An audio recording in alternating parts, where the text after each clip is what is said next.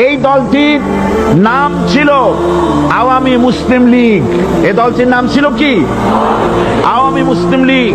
তখন তারা নারায়ে তাকবীর, আল্লাহু আকবার ধ্বনি দিত, স্লোগান দিত।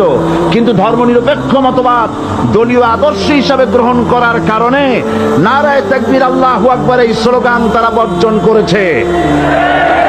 1972 সনে যখন তারা ক্ষমতায় এলেন, তখন সংবিধানের শিরোনামে মুসলিম প্রথা সিদ্ধ বিসমিল্লাহির রহমানির রহিম তারা পরিত্যাগ করেছিল।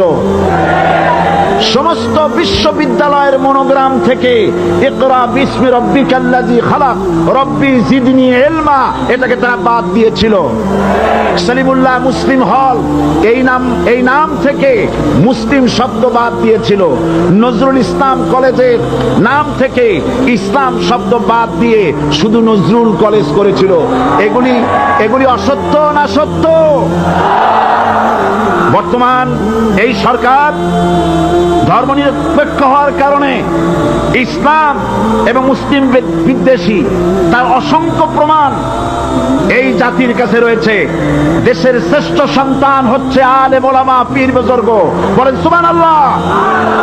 দেশের শ্রেষ্ঠ সন্তান পীর মাশায়েখ আলেম ওলামাদের বিরুদ্ধে কোন জায়গায় কোন দুর্ঘটনা ঘটলেই তাদেরকেই দায়ী করা হয়। হরকুতুল জিহাদ, লাদেন বাহিনী, তালেবান নাম করে আলেমদেরকে গ্রেফতার করে এই সরকার পুলিশ দিয়ে নির্যাতন করেছে সরকার। একথা সর্বজনবিদিত যে সন্ত্রাস এবং হত্যা ধর্ষণের 90% অনুষ্ঠিত হয় কলেজ বিশ্ববিদ্যালয় পড়ুয়াদের মধ্য থেকে। আর চরিত্র সৃষ্টির শ্রেষ্ঠ কারখানা মাদ্রাসাগুলি এই সরকার একটা একটা করে বন্ধ করার পরিকল্পনা গ্রহণ করেছে। মাদ্রাসা শিক্ষাকে সংকুচিত করে ফেলছে। শুধু তাই নয়, দেশে অসংখ্য ভালো মন্দ পত্রিকা আছে, আরো রয়েছে ফুটপাতে অসংখ্য অশ্লীল ম্যাগাজিন, পর্ণ পত্রিকা। দেশের অধিকাংশ জাতীয় দৈনিকগুলো হিন্দুস্তানের টাকায় পরিচালিত এবং এগুলি হচ্ছে ইসলামের চরম বিদ্বেষী। সরকার সেগুলিরই পৃষ্ঠপোষকতা করছে, আর্থিক সাহায্য দিচ্ছে, বিজ্ঞাপন দিচ্ছে। আর অন্যদিকে এদেশের মুসলিম জাতিসত্তার প্রতীক, স্বাধীনতা, সার্বভৌমত্ব, অখণ্ডত্বের অতন্দ্র প্রহরী, জননন্দিত 12 কোটি মুসলমানের কলিজার সাথে সম্পর্ক দৈনিক ইনকিলাব পত্রিকাকে বন্ধ করার ষড়যন্ত্র হিন্দুস্তানের গোলাম সরকার হাতে নিয়েছে।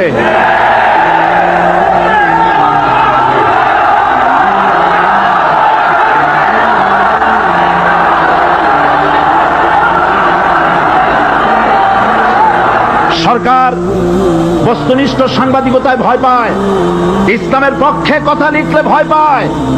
এজন্য তারা দৈনিক ইনকিলাব এবং তার পরিবারের গায়ে হাত দেওয়ার প্রস্তুতি নিয়েছে। দৈনিক ইনকিলাবের সম্পাদকের গায়ে যদি হাত দেওয়া হয়, ইনকিলাব যদি বন্ধ করে দেওয়া হয়, সারা বাংলাদেশ অচল হয়ে যাবে।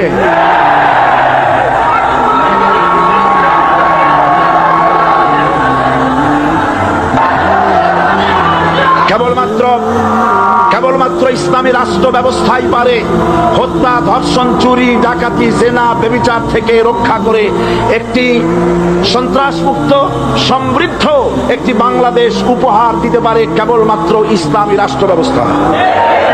সুতরাং অবস্থা দৃষ্টে মনে হয় এরা যদি আরেক আল্লাহ না করুন, বলেন আল্লাহ না করেন, আল্লাহ না করেন, আল্লাহ না করেন, এরা যদি আরেকটাবার ক্ষমতায় যেতে পারে, 72-এর সংবিধানকে পুনরুজ্জীবিত করে ধর্মনিরপেক্ষ মতবাদ কায়েম করবে।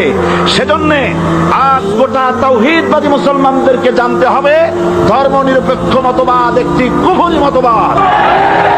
ওলামারা আমাকে সাক্ষী দেন, ধর্মনিরপেক্ষ মতবাদ কুফরি মতবাদ কিনা।